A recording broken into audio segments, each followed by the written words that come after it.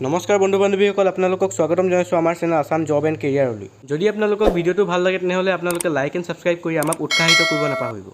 তেনেহ'লে বলক বন্ধুসকল, আজিৰ এই ভিডিঅ'টো আমি আৰম্ভ কৰোঁ।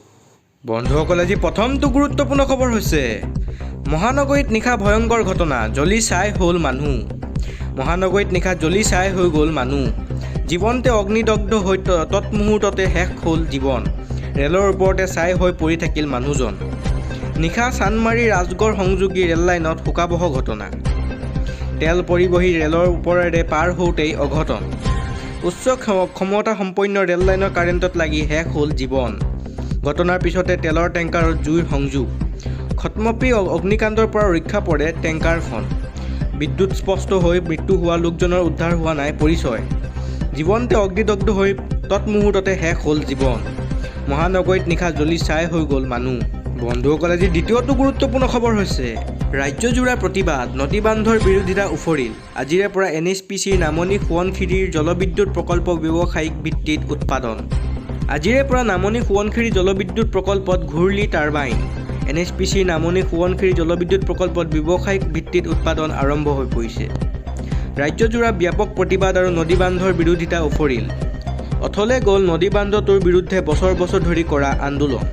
অৱশেষত বৃহৎ নদী বান্ধৰ টাৰ্বাইন ঘূৰিল গেৰুকামুখত। কাৰ্যক্ষম হ'ল NHPCৰ নামনি সোৱণশিৰি জলবিদ্যুৎ প্ৰকল্প। গেৰুকামুখত বিজুলীৰ উৎপাদনৰ লক্ষ্যত উপনীত হ'ল NHPC। নৱেম্বৰৰ পৰাই শক্তি উৎপাদনৰ লক্ষ্য নিৰ্ধাৰণ কৰিছিল প্ৰকল্প কৰ্তৃপক্ষই। জলবিদ্যুৎ প্ৰকল্পটোত ব্যৱসায়িক ভিত্তিত উৎপাদন আৰম্ভ 250 মেগাৱাট বিদ্যুৎ। নিশা 12 বজাৰ পিছতে ঘূৰিল 2 নম্বৰ ইউনিটৰ টাৰ্বাইন। আজি 10 বজাৰ কেন্দ্ৰীয় শক্তিমন্ত্ৰীয়ে প্ৰকল্পটোৰ ভাৰ্চুৱেলি কৰিব শুভ উদ্বোধন। মুঠ 8টা টাৰ্বাইন সংযুক্ত কৰা হৈছে জলবিদ্যুৎ প্ৰকল্পটোৰ শক্তিগৃহত। জলবিদ্যুৎ প্ৰকল্পটোত উৎপাদন হ'ব 2000 মেগাৱাট শক্তি। সৰ্বমুঠ 8টা ইউনিট কাৰ্যক্ষম হৈ উঠিলেই প্ৰকল্পটো ৰাষ্ট্ৰৰ বাবে উৎসৰ্গ কৰিব প্ৰধানমন্ত্ৰী নৰেন্দ্ৰ মোদীয়ে। বন্ধুসকল, আজি পৰৱৰ্তীটো গুৰুত্বপূৰ্ণ খবৰ হৈছে অগ্নিগৰ্ভা কাৰ্বি ভূমি, কঠোৰ প্ৰশাসন, অনিৰ্দিষ্ট কাললৈ 163 ধাৰা জাৰি। ক্ৰমাৎ নিয়ন্ত্ৰণলৈ আহিছে পশ্চিম কাৰ্বি আংলঙৰ অগ্নিগৰ্ভা পৰিস্থিতি। অনিৰ্দিষ্ট কাললৈ জিলা প্ৰশাসনে জাৰি কৰিছে BNSSৰ 163 ধাৰা। আজিও চেপা উত্তেজনা অব্যাহত পশ্চিম কাৰ্বি আংলঙত। যিকোনো পৰিস্থিতিৰ বাবে ঠায়ে ঠায়ে সষ্টম আৰক্ষী প্ৰশাসন। 5জনকৈ অধিক লোকৰ সমবেত হোৱাত বাধা আৰু প্ৰশাসনৰ। নিশাৰ ভাগত ব্যক্তিগত বাহন হৈ ওলাব নোৱাৰিব কোনো লোক। ৰাজহুৱা স্থানত সমদল ভাষণ দিয়া, বেনাৰ পোষ্টাৰ লগোৱা নিষেধ। অনুমতি নোলোৱাকৈ ব্যৱহাৰ কৰিব নোৱাৰিব স্পিকাৰ আৰু মাইক। PGR বেদখল উচ্ছেদক লৈ প্ৰতিবাদৰ বাবে অবৰ্ণনীয় পৰিস্থিতি। সোমবাৰে খেৰণীৰ বিভিন্ন স্থানত অগ্নিযোগ কৰিছিল প্ৰতিবাদকাৰীয়ে। উন্মোচিত প্ৰতিবাদকাৰীয়ে জ্বলাই দিছিল CEM তুলিৰাম ৰাংহাঙৰ বাসগৃহ। খেৰণীৰ থানাৰ সমীপতে অগ্নিসংযোগ কৰিছিল বাইক দোকান পোহাৰত। পৰিস্থিতিৰ বুজ লৈছে মন্ত্ৰী ৰণোজ পেগু, DGP শৰ্মিত সিঙে। বন্ধুসকল, আজি পৰৱৰ্তীটো গুৰুত্বপূৰ্ণ খবৰ হৈছে নৱবৰ্ষৰ পূৰ্বেই ৰেল যাত্ৰীৰ কাৰণে ডাঙৰ খবৰ, বৃদ্ধি পাব ৰেলৰ টিকটৰ দাম। নৱবৰ্ষৰ পূৰ্বেই ৰেল যাত্ৰীৰ কাৰণে ডাঙৰ খবৰ, বৃদ্ধি পাব ৰেলৰ টিকটৰ দাম। 26 ডিচেম্বৰৰ পৰা বৃদ্ধি হ'ব টিকটৰ দাম। মেইল আৰু এক্সপ্ৰেছ টিকটৰ বৃদ্ধি পাব মূল্য। 215 কিলোমিটাৰতকৈ বেছি যাত্ৰাৰ বাবে সাধাৰণ শ্ৰেণীত প্ৰতি কিলোমিটাৰত 1 পইচা। মেইল এক্সপ্ৰেছ নন AC আৰু AC ক্লাছত প্ৰতি কিলোমিটাৰত 2 পইচাকৈ বৃদ্ধি। 26 ডিচেম্বৰৰ পৰা কাৰ্যকৰী কৰা হ'ব এই ৰেলৰ মূল্য। বন্ধুসকল, আজি পৰৱৰ্তীটো গুৰুত্বপূৰ্ণ খবৰ হৈছে কৃষক দিৱসৰ দিনাই কোটি কোটি কৃষকৰ বাবে আহি পৰিছে ভাল খবৰ। নৱবৰ্ষতে প্ৰতিগৰাকী কৃষকৰ একাউণ্টত সোমাব ধন। কৃষক দিৱসৰ দিনাই কোটি কোটি কৃষকৰ বাবে ভাল খবৰ। নৱবৰ্ষতে প্ৰতিগৰাকী কৃষকৰ একাউণ্টত সোমাব ধন। নৱবৰ্ষতে লাভ কৰিব PM কিষাণৰ 22 নং কিস্তিৰ ধন। প্ৰতিগৰাকী কৃষকৰ একাউণ্টত সোমাব 2000 কৈ টকা। আপুনিও সাজু হওক PM কিষাণৰ 22 নং কিস্তিৰ ধন ল'বলৈ। নতুন নিয়মেৰে এইবাৰ দেশৰ কৃষকৰ একাউণ্টত জমা হ'ব ধন। আজিয়েই কৰি লওক KYC আপডেট। KYC আপডেট নকৰিলে লাভ নকৰিব PM কিষাণৰ ধন। জালিয়াতিৰ নাম সন্নিৱিষ্ট কৰা হাজাৰ হাজাৰ ভুৱা কৃষকৰ নাম কটা গৈছে। মুকলি হেল্পলাইন নম্বৰ 155261। বন্ধুসকলে, আজি পৰৱৰ্তীটো বিগ ব্ৰেকিং নিউজ হৈছে জুবিন গাৰ্গৰ ন্যায় প্ৰতিক্ৰিয়াৰ মাজতে ডাঙৰ খবৰ। 3 জানুৱাৰীত পৰৱৰ্তী শুনানি, অমৃতপ্ৰভাই পালে নিজাববীয়া অধিবক্তা। জুবিন গাৰ্গৰ ন্যায় প্ৰক্ৰিয়াৰ মাজতে আন এক ডাঙৰ খবৰ। সম্পন্ন হ'ল জুবিন গাৰ্গ হত্যা গোচৰৰ দ্বিতীয় দিনৰ শুনানি। 3 জানুৱাৰীত পৰৱৰ্তী শুনানিৰ দিন ধাৰ্য আদালতৰ। অভিযুক্ত অমৃতপ্ৰভা মহন্তই নিয়োগ কৰিলে নিজাববীয়া অধিবক্তা।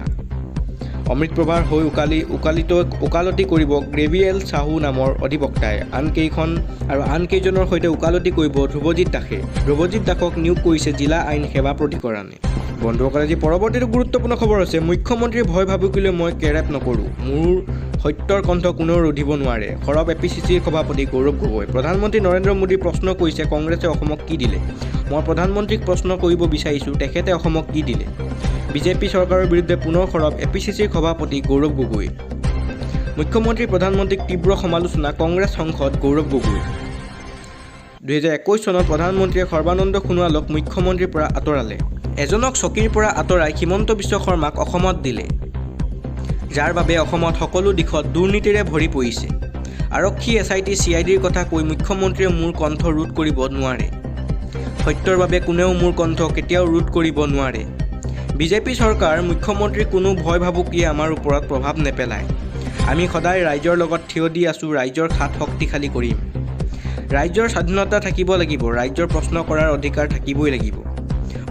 বৰকৰ দুগৰাকী বিধায়কৰ কাগজ পত্ৰক লৈ মুখ্যমন্ত্ৰী নিমান কিয়? মুখ্যমন্ত্ৰীয়ে প্ৰধানমন্ত্ৰীক অসমৰ সকলো ভুল তথ্য দি আছে। বন্ধুসকল, আজি তাৰ পাছৰটো গুৰুত্বপূৰ্ণ খবৰ হৈছে একশ্যন মোডত অসম চৰকাৰ। পুনৰ 19 অনুপ্ৰৱেশকাৰীক বাংলাদেশলৈ বিতৰণ। BSFৰ যৌথ অভিযানত আটক 19 জনকৈ বাংলাদেশী। অসমত অবৈধভাৱে থকাটো সহ্য কৰা নহ'ব। ছ'চিয়েল মিডিয়া যোগে মুখ্যমন্ত্ৰী হিমন্ত বিশ্ব শৰ্মাৰ এই ডাঙৰ ঘোষণা। অবৈধ প্ৰৱাস ৰোধৰ বাবে সীমান্তত অধিক সতৰ্কতা অসম আৰক্ষীৰ। বৈধ নথিপত্ৰ নথকা ব্যক্তিক ধৰি নিজ দেশলৈ প্ৰত্যৰ্পণৰ নিৰ্দেশ চৰকাৰৰ। আজি পৰৱৰ্তীটো গুৰুত্বপূৰ্ণ খবৰ হৈছে বন্ধুসকল, বিজেপিৰ মন্তব্যৰ বাবে অগপয় নাপায় মুছলমানৰ ভোট। বিজেপিৰ মন্তব্যৰ বাবে মিয়াই ভোট নিদিয়ে অগপক। বিজেপিৰ মন্তব্যৰ বাবে নিৰ্বাচনত কম ভোট পায় অগপয়। অগপৰ জ্যেষ্ঠ নেতা কমলা কলিতাৰ মহাবিস্ফোৰণ। মিয়াৰ ভোট নালাগে বুলি মন্তব্য কৰে বিজেপি নেতাই। ফলত সংখ্যালঘু ভোটাৰে অসম গণ পৰিষদকো নিদিয়ে ভোট। সংখ্যালঘু জনতাৰ প্ৰশ্নৰো মুখামুখি হ'বলগীয়া হৈছে দলটো। অগপৰ জ্যেষ্ঠ নেতা কমলা কলিতাৰ মহাবিস্ফোৰণ। বন্ধুসকল, আজি পৰৱৰ্তীটো গুৰুত্বপূৰ্ণ খবৰ হৈছে 300 টকাত পাব ৰন্ধন গেছ। অচিৰেই 300 টকাত পাব ৰন্ধন গেছ। মুখ্যমন্ত্ৰী হিমন্ত বিশ্ব শৰ্মাৰ ডাঙৰ ঘোষণা। PM উজ্জ্বলা আঁচনিৰ হিতাধিকাৰীয়ে 300 টকাত পাব ৰন্ধন গেছ। মুখ্যমন্ত্ৰীৰ সুলভ ইন্ধন আঁচনি কৰিব আৰম্ভণি। অৰুণোদয়ৰ অধীনত পাব অতিৰিক্ত 250 টকাৰ সাহায্য। 20 লাখ পৰিয়ালে লাভ কৰিব সুফল। বন্ধুসকল, আজি পৰৱৰ্তীটো গুৰুত্বপূৰ্ণ খবৰ হৈছে 26ৰ নিৰ্বাচনী যুঁজত নমাৰ পূৰ্বে শুকুৰ আলীৰ হাহাকাৰ। নতুনকৈ যোগদান কৰা দলৰ পৰা বহিষ্কাৰ শুকুৰ আলী। 26ৰ নিৰ্বাচনী যুঁজত নামাৰ পূৰ্বেই শুকুৰ আলীৰ হাহাকাৰ। 26ৰ নিৰ্বাচনী প্ৰতিদ্বন্দ্বিতা কৰাৰ সপোন চাৰখাৰ শুকুৰ আলীৰ। নতুনকৈ যোগদান কৰা আপনা জনতা পাৰ্টিৰ পৰা শুকুৰ আলীক বহিষ্কাৰ। দল বিৰোধী কাৰ্যকলাপ জড়িত হোৱাৰ বাবে দলৰ পৰা বহিষ্কাৰ। দলীয় নিৰ্দেশ উলংঘা কৰাৰো অভিযোগ শুকুৰ আলীৰ বিৰুদ্ধে। সাধাৰণ সম্পাদক পদৰ লগতে প্ৰাথমিক সদস্য পদৰ পৰাও বহিষ্কাৰ। ভিডিঅ'টো চাই ভাল লাগিল যদি আপোনালোকে লাইক আৰু ছাবস্ক্ৰাইব কৰিবলৈ নাপাহৰিব। ধন্যবাদ।